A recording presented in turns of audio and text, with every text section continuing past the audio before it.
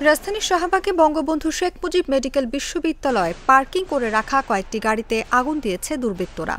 রোববার বেলা 11:30টার দিকে গাড়িগুলোতে আগুন দেওয়া হয়, তবে ঘটনাস্থলে পৌঁছাতে পারেনি ফায়ার সার্ভিস অ্যান্ড সিভিল ডিফেন্সের গাড়ি। ফায়ার সার্ভিসের ডিউটি অফিসার লিমা খানম জাগো নিউজকে বলেন, বিএসএমএমইউতে আগুন লাগার খবর পেয়েছি, তবে পুলিশ প্রোটেকশন না পাওয়ায় ফায়ার সার্ভিসের ইউনিট ঘটনাস্থলে পৌঁছাতে পারেনি। জানা গেছে, হাসপাতালের ভেতরে অবস্থান নেয় ছাত্রলীগের নেতাকর্মীরা আর বাইরে আন্দোলনকারীরা। এক পর্যায়ে আন্দোলনকারীরা হাসপাতালের ভেতরে প্রবেশ করলে দুপক্ষের মধ্যে ধাওয়া পাল্টা ধাওয়ার ঘটনা ঘটে।